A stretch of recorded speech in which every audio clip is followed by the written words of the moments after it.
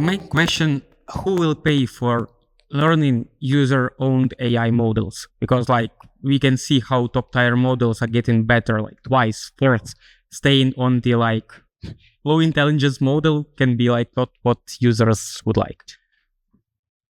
Yeah, I mean, I think there's like couple dimensions to this question. One is, can we do capital formation to really train advanced models? And I think the answer in crypto is usually yes. One thing that crypto has been pretty good at is raising money, right, from a broader set of broader community. Now, the second part of this question, can this generate enough revenue to pay back for this raised money? And I think there's this conversation about AI bubble that kind of continues swirling. But if you look at kind of individual models, like if you consider an individual model as a company, right? So let's say they train GPT-4, it was used for a period of time, then there's GPT like 4.5, 5, etc. So if you look at each individual model as a company, it's actually a profitable company minus a lot of the kind of underlying expenses for the kind of, let's say like the capex of like building out a team and things around that. But just on like the cost of training a model, and then can it generate enough revenue to pay for its own training? That is actually profitable. And so I think there is a model that we can imagine where crypto effectively serves as this open source environment, which then individually raises for training the next generation model. And then that model is used in private way. People do pay for using AI, and that kind of repays back people who put in for the training. But I mean, a lot of it is still hypothesis, and we're testing them, including like bootstrapping this by building, AI tools to do inference that is private, getting customers to pay for that, and then kind of bootstrapping that cycle. Okay, yeah. So let's get to Fireside Chat. Hello, everyone. My name is Stepan. I'm from cyber.fund, investing in AI companies, and I think I want to just double click on some of the points that you mentioned during the presentation. Maybe before we start that, just a personal question: what was personally in your work and your like daily life? What was the main unlock from the AI systems or agents or new capabilities that were created this year or last year?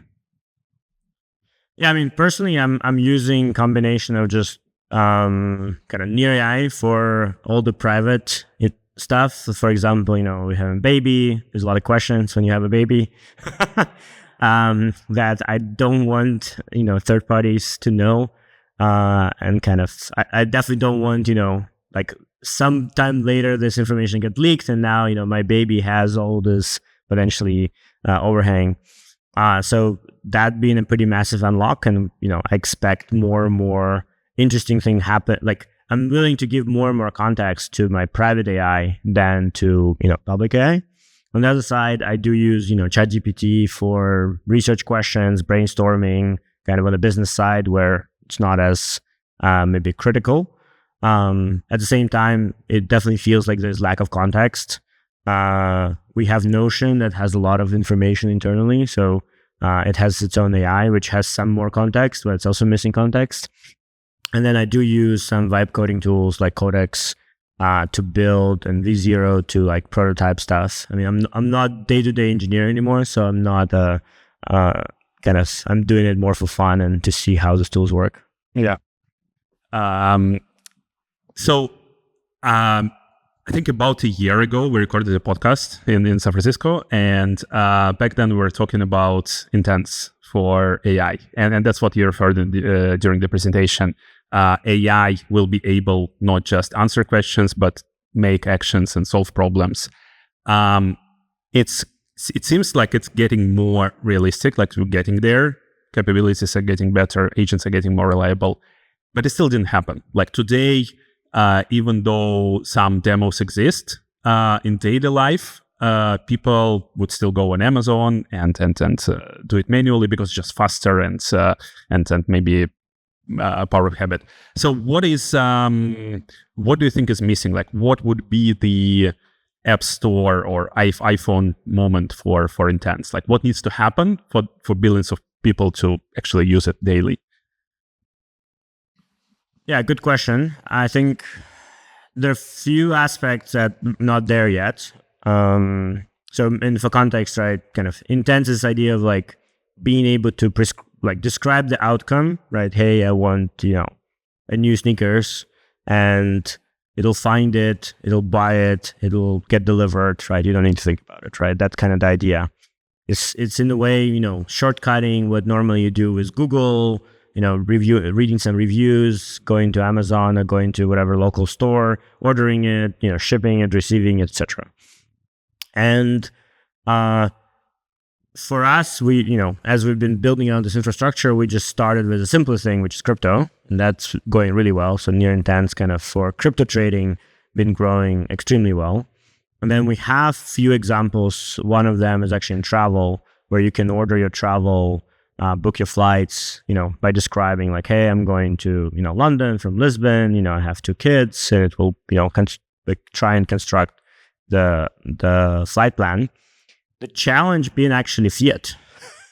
As you can imagine, the general problem being like, okay, well, the services I still want to get paid in fiat, and you need to bridge that gap. And so right now, indeed, it's easier if you already have Amazon with like a preloaded credit card, right? Like switching to kind of a different flow is like a pretty big difference. And then the other side is just like onboarding the inventory, quote unquote, right? So like even for this flight example, ideally you want different travel agencies from different countries that are competing. And, for example, if you're booking from Brazil, the same flight that doesn't touch Brazil at all is actually 15-20% cheaper because of, foreign exchange currencies and all kinds of stuff. You actually can find really better prices by using this methodology. But again, you kind of hitting the fiat and this integrations of different locations. So I think practically speaking, it's the stablecoin bills and all of this approvals are actually starting to play out. Like more and more countries are starting to actually enable stablecoins, and that will make it easier to pay businesses in that, which means it's easier for businesses to now integrate into intents infrastructure. And I think as that kind of matures over this year, we'll see more and more of different use cases pop up and enable that. Your presentation was mostly about the user-owned or private models. I guess the question that I'm thinking about a lot is what it takes for open source models to win. So today, open source models first lag behind, and second, they are mostly built by Chinese companies that might decide to not do it next year if they don't see business or political or other reason to do it, or Meta might not decide to continue that. So open source is right now, it's not a collectively built model. It is just companies deciding to open source the model. And then second question is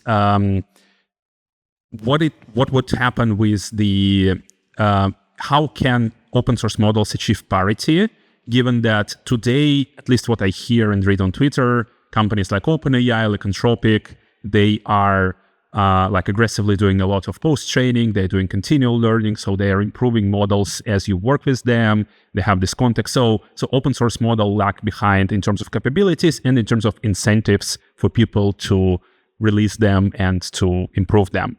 And if we want to get to this future of open and user-owned AI, we need open source models that are as good as latest Opus or GPT. How likely do you think this is, and then what needs to happen for that? Yeah, I mean, I think it's a great question, and we've been trying to research it from different directions. What's currently happening in frontier labs, indeed, these models are not static anymore, right? There are continuously learned.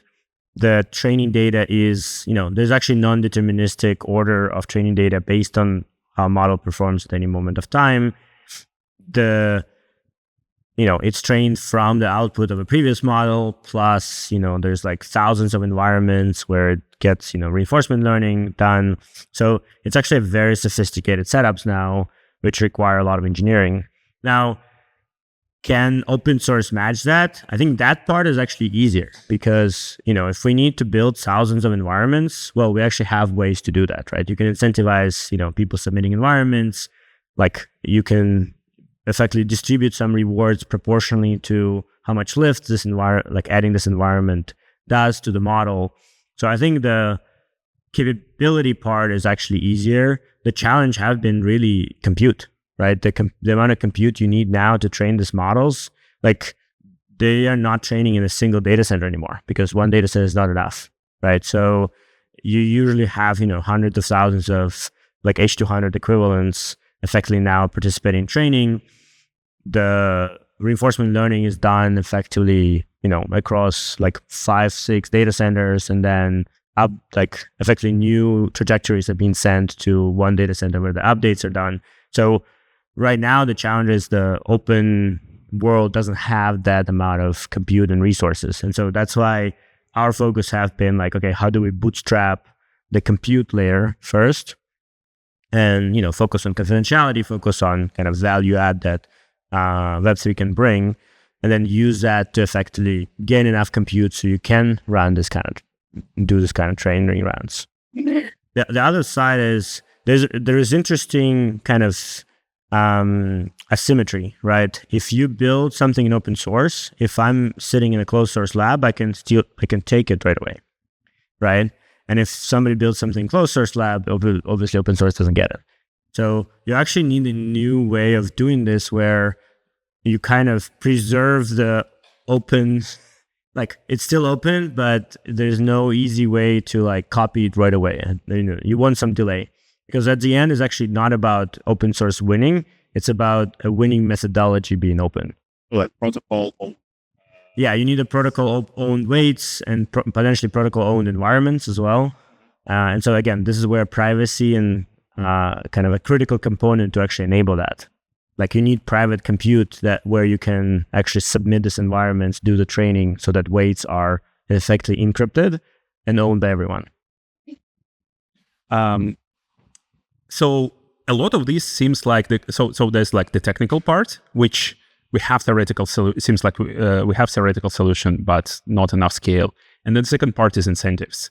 For me, looking back at the last maybe 2-3 years, most of the projects in Web3 AI, of course, except NEAR and a few more, didn't deliver on the promise. And there's various reasons. Some of them were too ambitious. Some of them like decided to pursue more like financial engineering projects and products and pathways. So NEAR has a working product, private AI. I like what Prime Intellect is doing around in RL environments. There's a few more companies, but even, I don't know, BitTensor, like a lot of smart people, a lot of compute, a lot of resources, but at the end, incentives just were not correct. Like maybe it's token economics, maybe it's a historical, I don't know, governance structure, who knows. So it seems like we cannot solve this problem without building the right incentive mechanisms and really aggregating a lot of resources. And I guess my question is like for the industry in general, not just for NEAR, but in general, like what are your learnings and what are your maybe suggestions or ideas how this can be built? Because this is more, I don't know, management or governance or economics task rather than just a product building. Yeah, I mean, you're absolutely right. I think, for folks who were around crypto, like end of last year, end of 2024, beginning of 25, right? There was a huge hype around AI agents, and like nobody cared that those are not real agents, nor that they not autonomous, nor they actually do anything, right?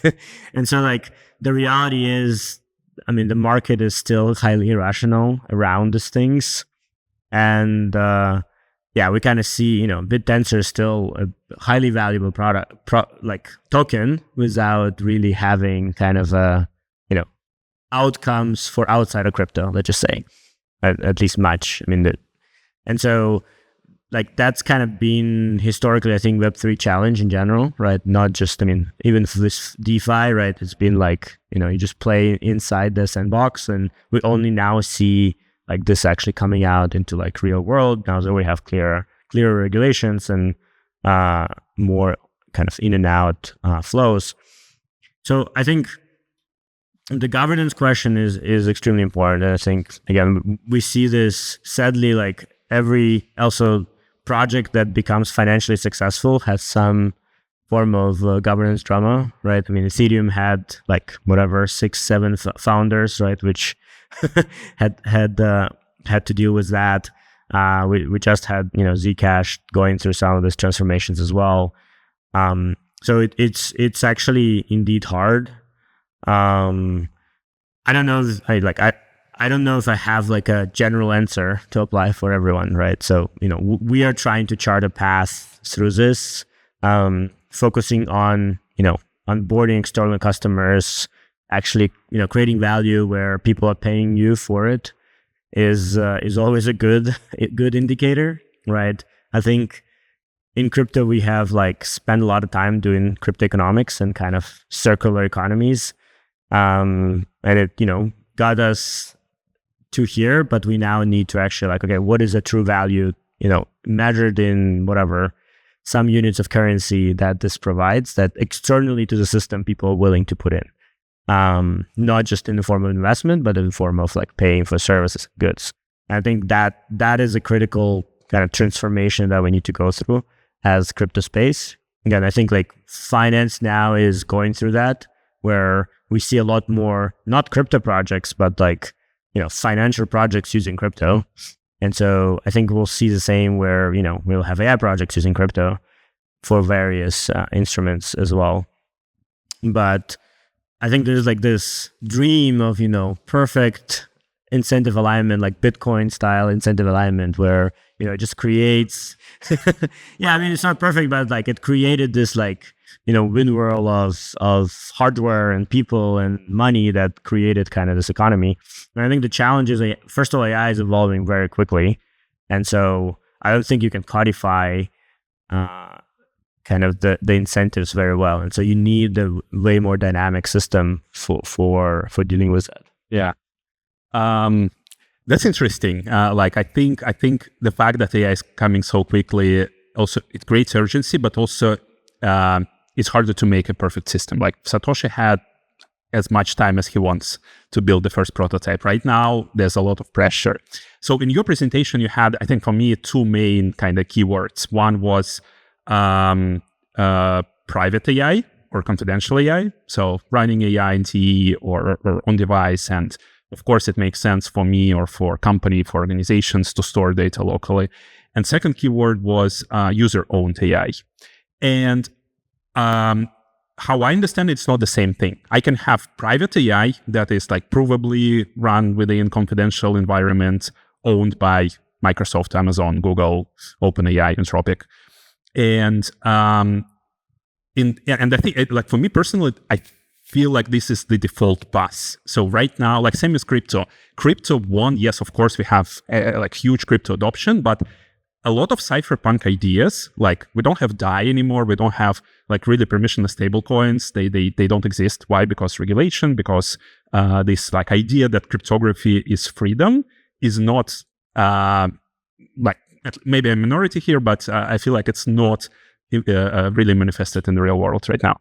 So and that's fine for financial world. It's run by regulators to a lot of degree. But for AI, like what would you say is the default path, and what do you think will be where we will be in like 3 years from now? Is it a like completely decentralized AI that is owned and built and trained by open networks and protocols? Is it a centralized, centrally created AI run primarily on device or private? Or is it like some dystopian future where there's like single AI and everybody just do what it tells? or maybe something else or something in between? I mean, I think right now the default path is the dystopian AI, a single company. That company is fully nationalized by the government as well, because it doesn't matter. It actually doesn't matter. The point is, like, as soon as AI company hits some threshold where effectively that AI can do, let's just say 95% of the economic activity of the country, meaning you can, the large swaths of population are effectively out of the job. And it's a natural reaction for the government to nationalize that, right? Because they definitely don't want 95% of all GDP effectively go to one company. And so as soon as that nationalizes, effectively this becomes also a massive, I wouldn't call there's a Patriot Act, but imagine, it's in your brain. There's a AI, a government agent that sits in your brain and controls your thoughts. That's kind of the default path right now, right? And so I think even the big centralized AI players actually realize that it's not good. They will actually get in, they'll have so much pressure from governments, and they're already starting to have, right? I mean, OpenAI is effectively forced to scan every chat, and there's people reviewing it, and they send, and anything that gets highlighted, it's sent to police. This is a public information.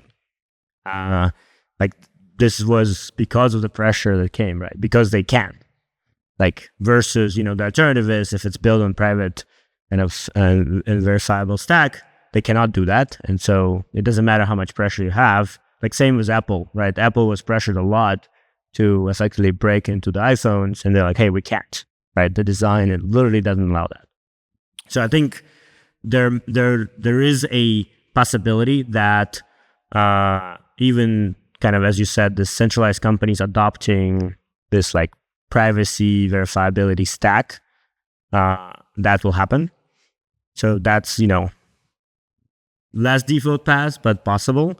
And then we'll need to work really hard as an ecosystem to really create an alternative that is kind of community owned. And I mean, I still think it's a very kind of valid, especially for Web3 direction, for everyone to really pull resources together and build models that are inspectable, that you can actually see what went in. You understand the bias, you understand the kind of why it made this decision. Right now, inside in Anthropic, there's a team, for example, that works on inspectability for the models, right? But this is only the team inside Anthropic. You cannot yourself inspect why did, Claude made this or that decision. You need to, go to that team and hope they will, figure it out for you. So we need that to be kind of an open platform for everyone to be able to do that. So, but I think that's definitely far from default path, and we will really need to work hard as a space to make that happen. So what's your I guess bet or projection? So 1 year, 3 year, 30 years from now, just impact of AI on the world. I mean, I think 1 year we'll see, I kind of mentioned some of this in my talk, right? I think we'll see an interesting transition to this SaaS-less space, right? Where the software becomes more kind of personal in a way. And you have shared state and protocols and kind of but I think it's still going to be contained to a digital space, right? So it's still mostly happening in digital. I think robotics is still lagging. Realistically, it's way harder to move physical bits than to move digital bits. The 5 years, I think we'll see a lot more advancements in robotics, and we'll actually start to see even right now, it's kind of funny. Right now, the automation is happening from two directions, right? We're automating all of the completely repeatable tasks, factory floors, etc. It's all robotics hands now. In US, they say, hey, we want to bring manufacturing back. The reality is it's all robots, right? Even when they build a factory in US, it's all robots. Nobody wants to work in a factory. And then we have the other side of this, which is we automating, coding, legal, like all the digital work that's like usually being like white collar, highly paid. The things that are the hardest to automate right now are electrician and, the plumber. Like it's like high dexterity, very, very random places, right? Imagine fixing like a thing there in the AC, right? Like there's no robotic system right now that can like actually get in there and like, unscrew a screw, right? But, this is going to happen. It's evolving. The actuators are getting cheaper and better. AI that can control cheaper actuators is getting better. So I think we'll see some of that. It's still going to take probably 10 years to really roll out at like 2 billion robots at scale. But yeah, I mean, what we're going to see at the effect though is like change in how economy works. Like the capitalism economy is built on labor and capital. And labor is starting to shrink because like the contribution of labor is starting to shrink. You actually don't have this loop where, capital is being paid to labor buys, kind of consumerism buys things and creates more demand, which then, leads to more production. Like that whole loop starts to break.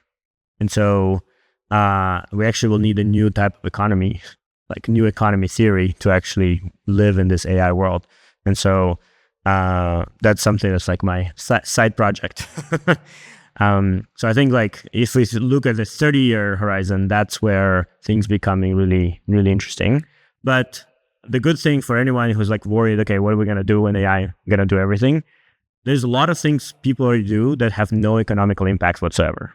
To give you an example, right now, if you think of Olympic Games, right, they produce no GDP on themselves, right? I mean, the advertisement business around them does, but like the fact that somebody ran, the 100 meters faster doesn't increase productivity of anybody else, right? But we still enjoy both doing that and watching that and participating in different ways, right? So I think we'll just have a lot more activities like that, which are not about like economic productivity, but more about just, challenging ourselves and each other and kind of, different status games on themselves, right? Like e-gaming is another example of this, right? It's very fun.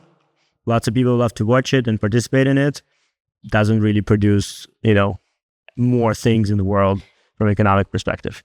So that if you, leave with a positive spin, this is this types of activities that gonna stay there. Yeah. So totally agree. I think economic theory will be reinvented. Also, even maybe before that, I feel like the management theory is going to change because now I find like my work is more like managing many more AIs.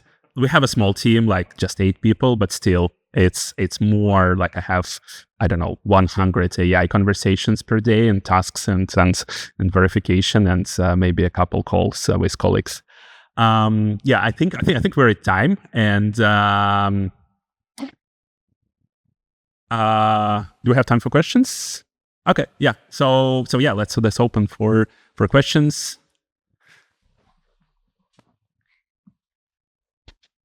So thank you very much. I was wondering about, so Illia, you said that compute was the biggest kind of, problem on the way. But how about decentralization and having decentralized compute? So like all the crypto bros, they share their compute. That'll be very powerful. Plus, it will be a different management structure, like different decision making. No one person, no one company responsible.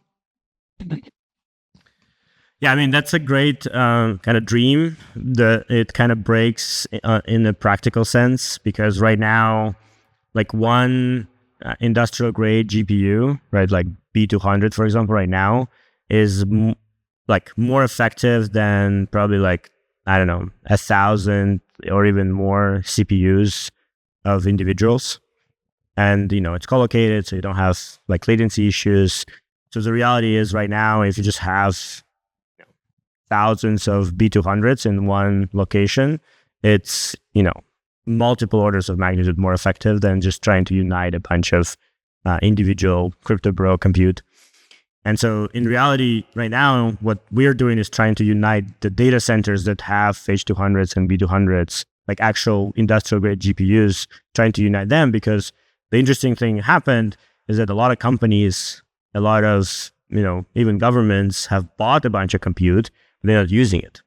And so actually kind of joining it up into this network and providing it, for training and for inference, that's kind of a like more realistic way to get a lot more compute in this decentralized way. But yeah, like practically speaking, right, at least right now, there's no good way to leverage kind of more individual, compute that exists on our laptops and our computers for an effective AI training.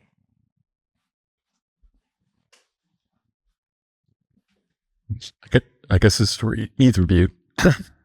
With so much of the economy invested in the value of GPUs, why do you think there's not an effective market for GPUs so you can go short or manage your risk, or sort of buy them in a consumerized way? What's blocking that from happening? So I've seen 5 companies doing that. It's just early. I think it's inevitable. I think it will be big, and I think there will be like a speculation component on top of it. So there's Compute Index. There's I don't remember all the names, but there's definitely some startups doing that, and then it looks cool. It helps. So it helps like for large enterprises, it helps CFOs to hedge against the compute price fluctuations. For consumers, it is more like a speculation. So you can, basically buy tokens as a like forward or futures contract and then make money on the difference. Yeah, maybe because I've been trying to design that for a while, and so there's a lot of like details that go under the hood that are complicated, right? So normally when you have a futures market, you need a way to do spot delivery, at least. And the spot delivery for GPUs it's not like I can, bring you a bunch of H200s and you're like, cool, I can put them in my car and drive, right? It's like actually you need, a tier 1 data center with liquid cooling that has, enough energy that you can like plug them in. So like the problem is the actual spot delivery is super complicated. The other problem is the GPUs have, realistically a 3-year kind of life cycle. So after 3 years, their effectively cost drops to 0. And so you have a very like high kind of curve. Yeah. And on top of that, they go out of like, they're actually not that great in general. They like burn, they crash, they do all kind of things. And so a GPU that was used for a year, let's say if you get it, install, it may like the probability of it burning out like is very high, and you don't like it's really hard to inspect that. It's really hard to inspect when you're getting a GPU unless it's like literally fresh from the factory, like how much damage has there been, right? And so there's like a lot more and more problems like this on the level of like tokens, on the level of like AI consumption and inference. It's easier, but that actually, if you right now, it's still the training is where most of the cost, especially of the big labs, going. And there you actually need like low level hardware, installation. Do you have the right, InfiniBand? Do you have proper setup with kind of liquid cooling? So like it's just a lot more complexity. It's like oil, for example, only had like crudes and like maybe like where it's from as the variability of the futures contracts. Here it's just so much more variability, and so it gets really complicated to do that properly. So in the beginning of the Fireside chat, you were mentioning about like context a little bit, so that like when you're using day to day, sometimes like there's a context missing and you have like Notion docs and everything. So I was wondering, is there a tip for context management between models? Because now it's quite common in your workflow using different models for maybe like architecture, then you're going to be called with a different one or like a different set of the workflow. And another thing is when you are preparing the context, I don't know so well about how this context is being used. So is it better to throw as much information as possible?